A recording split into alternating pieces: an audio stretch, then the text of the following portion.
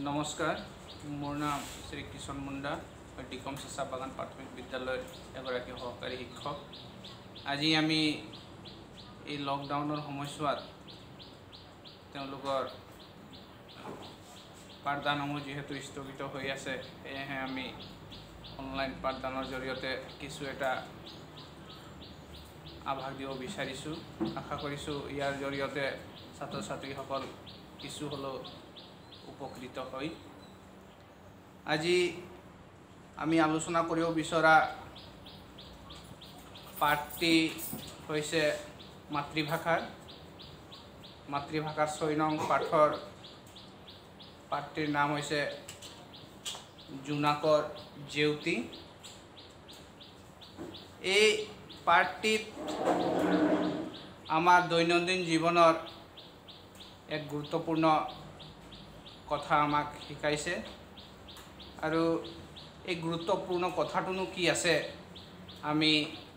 এই পাঠটোৰ মাজলৈ গ'লে আমি আগবাঢ়িম আৰু এই পাঠটো আমি আলোচনা কৰিবলৈ আগবাঢ়িছোঁ।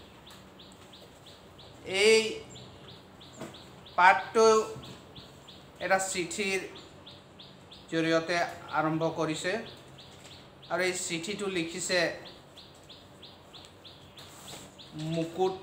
নামৰ ল'ৰাজনে। তেওঁ নিয়ৰলৈ লিখিছে চিঠিটো। এইটো চিঠিটো চাই পাইছে তোমালোক, হয়নে? নিয়ৰলৈ চিঠিটো লিখিছে। এই চিঠিখনত তেওঁ লিখিছে যে, মৰমৰ নিয়ৰ, মোৰ মৰম ল'বা, বহুত দিনৰ মূৰত তোমালৈ লিখিলোঁ, তোমাৰ মাৰা দেউতাৰাক মোৰ সেৱা জনাইছোঁ, নৱ ভাইটিকো মোৰ মৰম যাচিছোঁ। নিয়ৰলৈ প্ৰথমে চিঠিটো লিখি তেখেতে নিয়ৰলৈ মৰম যাচিছে, লগতে তেওঁ মা দেউতাকো তেওঁৰ হিয়া ভৰা মৰম যাচিছে। লগতে তেখেতে আৰু এই চিঠিখনত লিখিছে, তোমাক আজি এটা সুখবৰ দিওঁ। আমাৰ অঞ্চলটোৰ বহুদিনীয়া আশা পূৰ কৰি গাঁৱত এটা পুথিভঁৰাল স্থাপিত হৈছে। পুথিভঁৰালটোৰ নাম ৰখা হৈছে জোনাক। ই আমাৰ সকলোৰে মনৰ আকাশ পোহৰাই তুলিব বুলি আশা কৰিছোঁ। চিঠিখনত এতিয়াহে তেওঁ এই গুৰুত্বপূৰ্ণ কথাটো কৈছে। কি বুলি কৈছে? তেওঁ এটা ভাল খবৰ নিয়ৰলৈ দিব বিচাৰিছে। এই ভাল খবৰটো কি হৈছে যে, মুকুটহঁতৰ গাঁওখনত এখন পুথিভঁৰাল স্থাপন কৰা হৈছে। এটা পুথিভঁৰাল স্থাপন কৰা হৈছে আৰু সেই পুথিভঁৰালটোৰ নামাকৰণ কৰিছে জোনাক। জোনাক আমি জানোৱে সকলোৱে, জোনৰ পোহৰ যোনটো, সেই জোনৰ পোহৰটোকে আমি জোনাক বুলি কওঁ। আৰু মুকুটে আশা কৰিছে যে জোনৰ পোহৰে যেনেকুৱা আমাৰ ৰাতি এন্ধাৰটো পোহৰাই তোলে, ঠিক তেনেকুৱা এই পুথিভঁৰাল জোনাক নামেৰে নামাকৰণ কৰা এটাই অৰ্থ যে আমাৰো যিখিনি অজ্ঞান অশিক্ষিত যোনখিনি আছে, সেইবোৰ আমাৰ এই পুথিভঁৰালৰ জ্ঞানৰ জৰিয়তে এই অন্ধকাৰটো নাইকিয়া হ'ব। সেইকাৰণে এই পুথিভঁৰালটোৰ নাম জোনাক নামাকৰণেৰে কৰা হৈছে বুলি তেখেতে জনাইছে। লগতে এই পাঠখনত আৰু আছে, কিয়নো ইয়াত বহুতো কিতাপ থাকে, সেইবিলাক পঢ়ি আমি বিভিন্ন দিশৰ জ্ঞান অৰ্জন কৰিব পাৰিম, নতুন নতুন কথা জানিব পাৰিম, নহয়নে বাৰু? আমাৰ গাঁৱৰে নীলকান্ত দাদাক ইয়াৰ পুথিভঁৰালি পাতিছে। তেওঁক সকলোৱে কিতাপৰ পোক বুলি কয়, কাৰণ তেওঁ কিতাপ পঢ়ি বেছি সময় কটায় আৰু কিতাপ পত্ৰবোৰ পৰিপাটিকৈ সজাই পৰাই ৰাখিব জানে। এই জোনাক নামৰ পুথিভঁৰালটো যিখন স্থাপন কৰিছে, সেই জোনাক নামৰ পুথিভঁৰালখনত বহুত কিতাপ থাকিব বুলি কৈছে। বিভিন্ন ধৰণৰ কিতাপ, খেলৰ কিতাপো থাকিব, সাধুৰ কিতাপ থাকিব, বিভিন্ন আলোচনী থাকিব, বিভিন্ন ছবিৰ কিতাপ থাকিব, বিভিন্ন ধৰণৰ কিতাপ এই জোনাক পুথিভঁৰালটোত আমি পাম বুলি কৈছে। আৰু এই পুথিভঁৰালটো পৰিচালনাৰ বাবে এগৰাকী ব্যক্তিক দায়িত্ব দিয়া হৈছে। সেই ব্যক্তিগৰাকীৰ পুথিভঁৰালী বুলি কয় এই পুথিভঁৰালী হিচাপে কাক দায়িত্ব দিছে নীলকান্ত দাদাক সকলোৱে জানে বুলি কৈছে যে তেওঁ হৈ কিতাপৰ পোক মানে তেওঁ সকলো সময়ত কিতাপৰ লগতে জড়িত সকলো সময়ত কিতাপ পঢ়ি থাকে বেছিভাগ সময় তেওঁ কিতাপৰ লগত সময় পাৰ কৰে সেয়েহে তেখেতক কিতাপৰ পোক বুলি আমি সকলোৱে জানো ইয়াৰ পিছতে আৰু এই চিঠিখনত লিখিছে আমাৰ গাঁৱৰ গাঁওবুঢ়া শ্ৰীযুত মানিক চন্দ্ৰ বৰুৱাই পুথিভঁৰালটোৰ দুৱাৰ মুকলি কৰে উদ্বোধনী ভাষণত শ্ৰী বৰুৱাই কয় যে পুথিভঁৰাল ল'ৰা বুঢ়া সকলো লোকৰ বাবে এটা অতি প্ৰয়োজনীয় অনুষ্ঠান এই পুথিভঁৰাল বিভিন্ন স্তৰৰ শিক্ষানুষ্ঠানত থকা উচিত গাঁও পৰ্যায়ত গ্ৰাম্য পুথিভঁৰাল জিলা পৰ্যায়ত জিলা পুথিভঁৰাল আৰু ৰাজ্যিক পৰ্যায়ত ৰাজ্যিক পুথিভঁৰাল চৰকাৰৰ দ্বাৰা প্ৰতিষ্ঠা কৰা অনুষ্ঠান সকলোৱে অতীতৰ পৰা এই পুথিভঁৰালৰ প্ৰয়োজনীয়তা অনুভৱ কৰি আহিছে প্ৰসংগত প্ৰাচীন ভাৰতৰ নালন্দা বিশ্ববিদ্যালয়ৰ কথা উল্লেখ কৰিব পাৰি এই পুথিভঁৰালটো অতি ডাঙৰ আৰু বিখ্যাত আছিল লগতে এই চিঠিখনত আৰু মুকুটে কিছুমান কথা লিখিছে যে সেইদিনা যোনদিনা জোনাক পুথিভঁৰালটো উদ্বোধন কৰিছিল সেই জোনাক পুথিভঁৰালটো যোনদিনা মুকলি কৰিছিল এই মুকলি অনুষ্ঠানত মুকলি কৰিবলৈ আহিছিল তেওঁলোকৰ গাঁৱৰ গাঁওবুঢ়া মানিক চন্দ্ৰ বৰুৱাই আৰু তেখেতে এই পুথিভঁৰালখনৰ দুৱাৰ মুকলি কৰি তেওঁ নিজৰ বক্তব্যত কৈছিল যে কিতাপ অতি দৰকাৰী এটা সম্পদ যি সম্পদ আমাক সকলোকে লাগে ল'ৰা বুঢ়া সকলোকে লাগে আৰু এই কিতাপৰ জৰিয়তে আমি জীৱনৰ বহুতো গুৰুত্বপূৰ্ণ শিক্ষাবোৰ আমি পাব পাৰিম আৰু তেখেতে কৈছিল যে পুথিভঁৰাল বিভিন্ন ধৰণৰ থাকে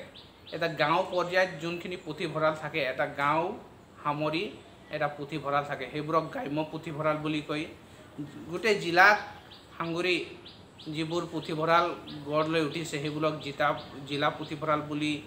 নামকৰণ কৰা হৈছে ঠিক তেনেকুৱা গোটেই ৰাজ্যিক পৰ্যায়ত একোখন পুথিভঁৰাল থাকে সেই পুথিভঁৰালবোৰক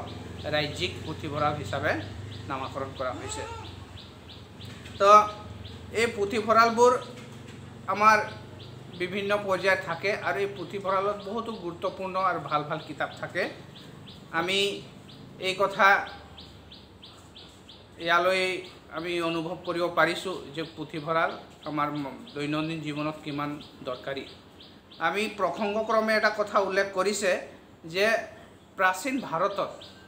নালন্দা বিশ্ববিদ্যালয় যোনখন আছিলে সেই নালন্দা বিশ্ববিদ্যালয়ত এখন ডাঙৰ পুথিভঁৰাল আছিলে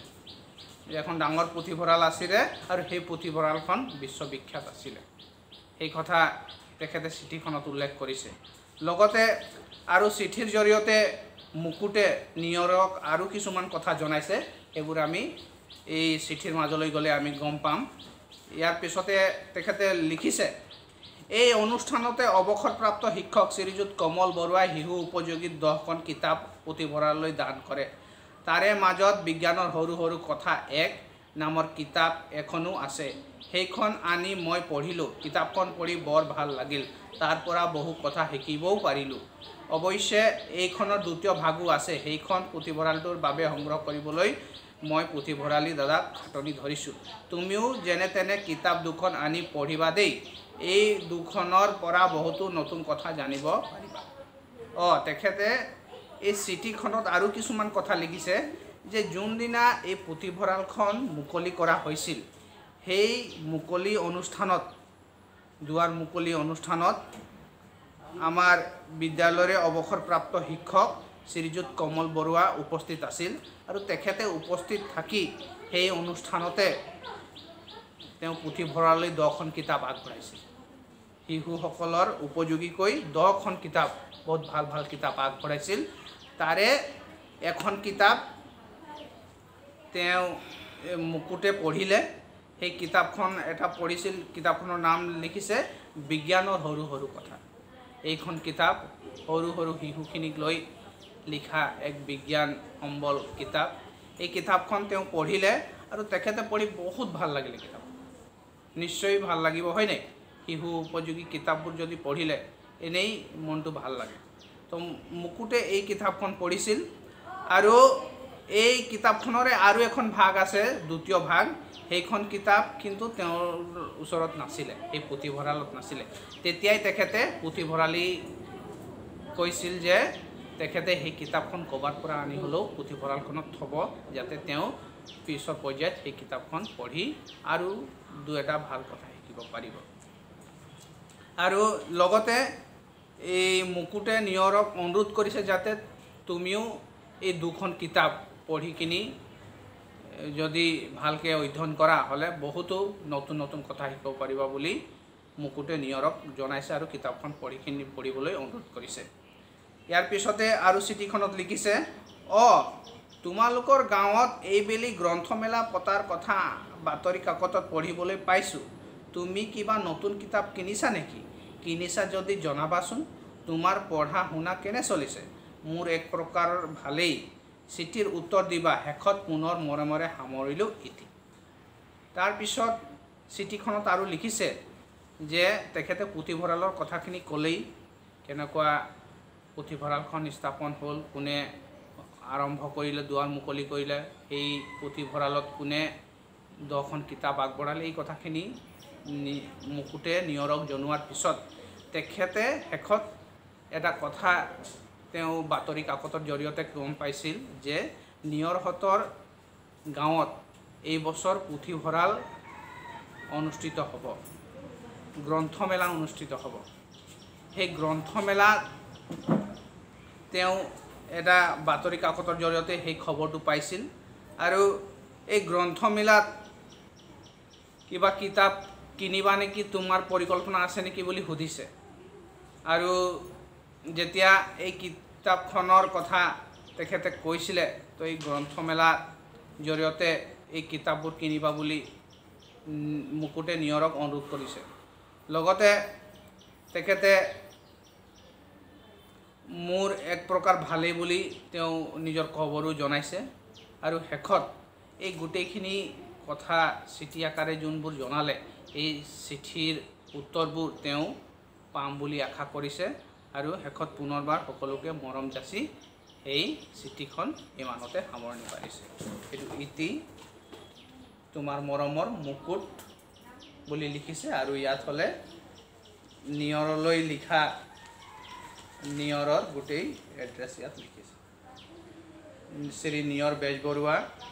প্ৰযত্নে শ্ৰীযুত আনন্দ বেজবৰুৱা পাণবজাৰ ডাকঘৰ গুৱাহাটী জিলা কামৰূপ পিন 781001 এইখন চিঠি মুকুটে নিয়ৰলৈ লিখিছিল আৰু বহুত এক গুৰুত্বপূৰ্ণ কথা তেওঁ এই চিঠিখনত উল্লেখ কৰিছে আৰু যি গ্ৰন্থমেলাৰ প্ৰয়োজনীয়তা আৰু যি গুৰুত্বপূৰ্ণ বিষয়কিটা তেওঁ এই চিঠিৰ জৰিয়তে নিয়ৰক জনালে আশা কৰিছোঁ এই পাঠটোৰ জৰিয়তে আমি এটা বহুত জীৱনৰ এক গুৰুত্বপূৰ্ণ কথা শিকিব পালোঁ আশা কৰিছোঁ তোমালোকে ইয়াৰ পৰা উপকৃত হ'ব ধন্যবাদ নমস্কাৰ